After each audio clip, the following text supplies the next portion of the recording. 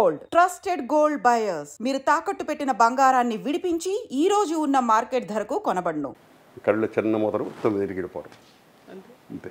వేరే సినిమాలో ఇప్పుడు ఆ కాలంలో మీతో ఉన్నటువంటి కాంటెంపరీ హీరోలు హీరోయిన్లు ఇప్పటికి కూడా దే ఆర్ స్టిల్ ఫిల్మ్ ఇండస్ట్రీలో సినిమాలు చేస్తూ ఉన్నారు, సీరియల్ చేస్తున్నారు. వాళ్ళు ఎప్పుడైనా ఏమైనా చేశారో, కొత్త సినిమా ఏదో వచ్చింది, రికార్డ్స్ బ్రేక్ అయ్యాయంట, కలెక్షన్స్ ఇలా వచ్చాయంట, అవి కూడా తెలుసుకోరు, పట్టించుకో. ఆ సినిమా చూడాలని కూడా అనిపించింది మీకు?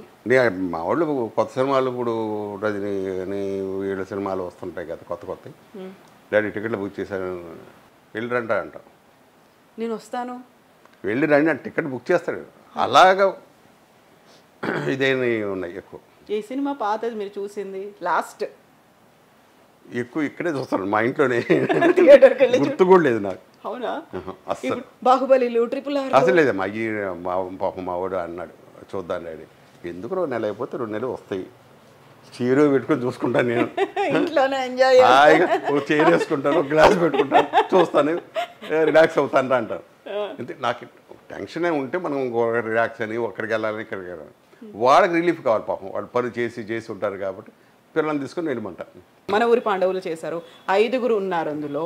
ఆల్రెడీ కృష్ణరాజు గారు పోయారు, రావు గోపాలరావు గారు, వీళ్ళెవరూ లేరు. మిగిలిన వాళ్ళైనా ఎప్పుడైనా సడన్గా కాల్ చేసుకునో రీయూనియన్ లాగా పెట్టుకుందాం, మళ్ళీ రిలీజ్ చేస్తే బాగుంటుంది, అలాంటి ఆలోచనలు లేదమ్మా. మాట్లాడుకోరు. ఏంటంటే వాళ్ళ స్థాయిలు పెరిగిపోయినాయి. నేను మురళీమోహన్ పిలిచేవాడిని, తర్వాత అన్నయ్య అంటాము. ఏంటి కొత్త పదాలు అన్నాడు,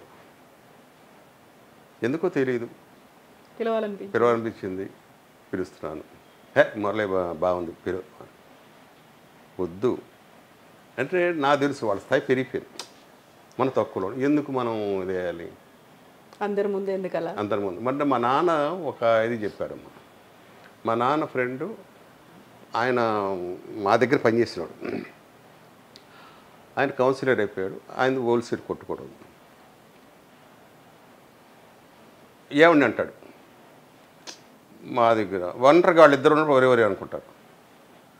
నేను ఒకసారి అడిగా, ఎందుకు ఏమని అంటారు మీరు అక్కడ షాప్ బయట అందరు అది అంటే, ఒకటేనండి, మనకన్నా వాడు గొప్పవాడు అయ్యారు కాబట్టి గౌరవం ఇవ్వాలి, లేదంటే సొసైటీలో మనల్ని బ్యాడ్ అనుకుంటారు, మర్యాద ఇవ్వడం తెలియదు అని మనల్ని అనుకుంటారు. ఎందుకు అలాంటి మా నాన్న దగ్గర నాకు ఆయనే గురువు అమ్మ. ఒకసారి డల్గా ఉంటే ఏంట్రా డల్గా ఉన్నావు, కాదు నాన్న డబ్బులు వేస్ట్ చేశాను సినిమా తీసి అని. మరి నువ్వు చెడుకి పోగొట్టావు అనుకో నీ బాధపడేవాడు. నువ్వు పెరగడం కోసం ఖర్చు పెట్టుకున్నావు, ఒక ప్రయత్నం చేసావు, ఇంకోసారి ఇది అవుద్ది, ఇంకోసారి అవుద్ది, సక్సెస్ అవుతావు. కానీ డల్ అయ్యావా ఇంక నీ జీవితంలో పనికిరావు, పడగొట్టు పెట్టుకోవచ్చు అని నిన్న అనేది వదిలేయి. ఇవాళ జరుగుద్ది, రేపు అనేది మటుకు ప్రపంచం ఉంటుంది, ఆ ప్రపంచానికి ట్రై చేసుకో. డల్ అయిపోయి ఇంకంతే నా బతుకుంటే ఇంక వద్దు, ఇక్కడ వచ్చేయి.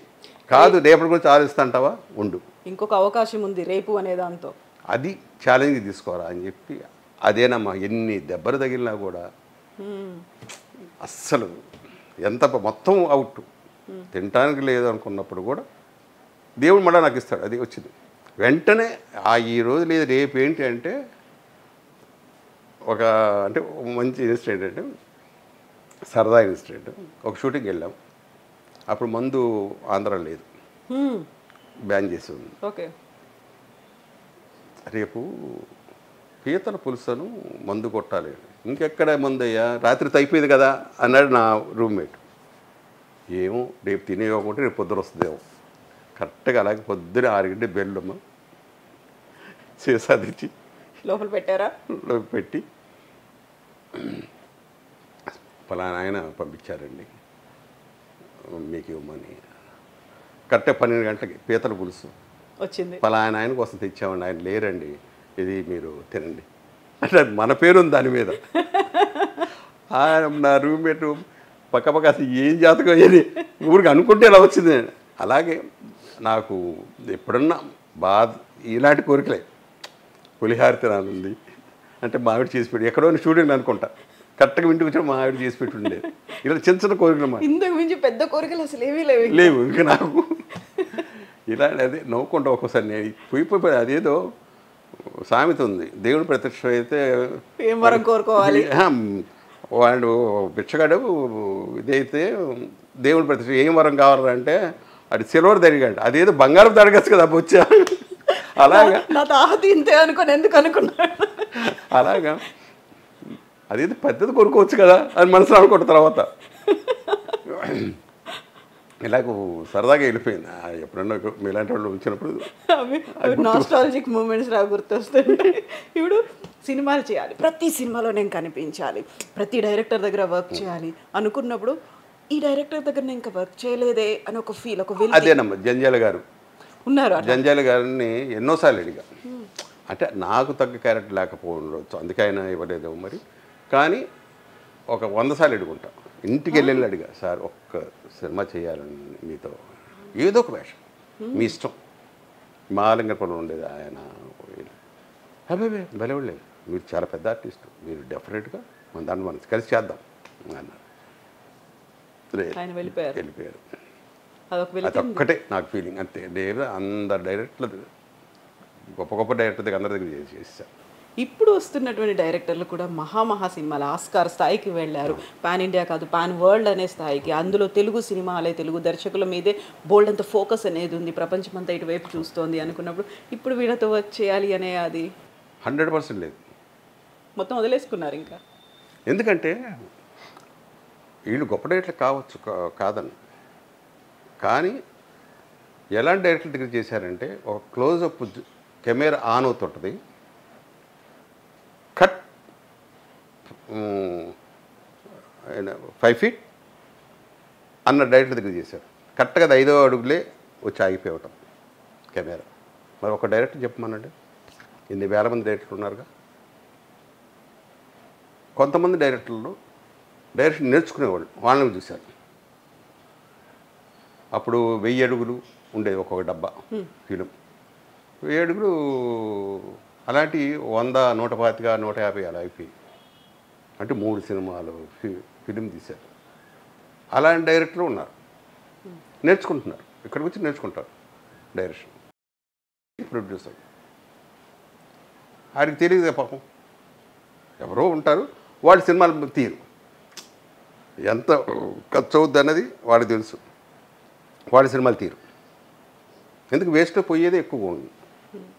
ఇప్పుడు అలాంటివన్నీ సీక్వెల్ లాగా వస్తున్నాయి కదా, 1, 2, 3 అని పార్ట్స్ వైజ్గా వస్తుంది. లేదా మళ్ళీ తీస్తున్నారు, షూట్ చేస్తారు, అంతే పాతదే ఉంచరు.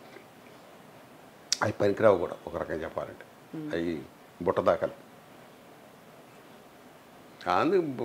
ఎందుకు వీళ్ళ దగ్గర అన్నది, వీళ్ళు గొప్ప గొప్ప డైరెక్ట్ అవ్వచ్చు, కానీ నాకు అంత వాళ్ళ దగ్గర చేసిన తర్వాత ఇంకా చాలు, తృప్తిగా మనం ఉన్నాం, హ్యాపీగా ఉన్నాం. ఒక మంచి సినిమా చేసాం, ఒక ఫ్లాప్ సినిమా కూడా మంచి సినిమా అనుకుంటా. ఎందుకంటే ఆ డైరెక్టర్లో ఉన్న ఇది ప్రజలకు నచ్చలేదేమో, ఆడికి ఒక ఆలోచన వచ్చిందిగా, ఆడు బాగానే తీసాడు, లేకపోతే సినిమా తీయడుగా. అలాగా ఉండే ఒక డైరెక్టర్ దగ్గర నేను చేశాను, పేరుద్దు, కథ అడిగా, నన్ను బుక్ చేసుకోవడానికి, ఇప్పుడు హీరోగా ఉన్నప్పుడు కథ బుక్ చేసుకోవడానికి వచ్చినప్పుడు అడిగా, కథ ఏంటండి అని. సార్ లొకేషన్లో హైదరాబాద్ వెళ్ళిన తర్వాత చెప్తాను. హైదరాబాద్ వెళ్ళాం, షూటింగ్ ఓపెనింగ్ అన్నాడు, సరే ఓపెనింగ్ వెళ్ళాం. అప్పుడు అక్కడ చెప్తాడు అని, లేదు సగం సినిమా అయిపోయింది, ఏమయ్యా ఇప్పుడైనా కథ చెప్పాయా అన్నా. సార్ ఇంకా మీకు కథ అర్థం కాలేదు, నాకు అర్థం కావట్లేదు అయ్యా, సినిమా అయిపోయింది, ఫస్ట్ కాపీ అయింది, థియేటర్లో పట్టుకొని ఇప్పటికన్నా కథ చెప్పబోయా అన్నా. అలాంటి డైరెక్టర్ దగ్గర కూడా చేసాం, నోరు మూసుకొని. అంటే నటించిన మీకే అర్థం కాకపోతే చూసే మాకేం అర్థం అవుతుంది? అది చూస్తామమ్మా కళ్ళతో, అది అర్థం కాలేదు, వినటం కాదు, కళ్ళతో చూస్తున్నాం కదా. నా పక్కన ఒక హీరోయిన్, ఆమె ఏమ్మా నీకేమన్నా సినిమా ఏమైనా అర్థమైంది? అప్పటి నుంచి అడుగుతున్నాను అంకుల్ అంకుల్ అంటుంది, అప్పటి నుంచి అడుగుతున్నాం అంకుల్ కథ చెప్పమని, ఇప్పటికి చెప్పట్లేదు అని. ఓ నానంటుంది ఇంకోటి. అంటే వాళ్ళు ఏంటంటే వాళ్ళ ఉద్దేశం, ఇది బయట ఎవరు కొట్టేస్తారు కదని. అదొక చిన్న అంతకుముందు వాళ్ళు ఏం చేసేవాడు అంటే 10 మంది చెప్పి ఎదురైతే విజయ కానీ ఏవిఎం కానీ వీళ్ళందరూ కూడా అందరికి చెప్పేవాడు 10 మందికి ఈ కథ. దాంట్లో కామెడీ సీన్ అప్పుడు నవ్వటం, విషాదం వచ్చినప్పుడు ఏడవటం ఇవన్నీ చేశారంటే అది ఆ సినిమా ఆ కథ తీసేవాడు.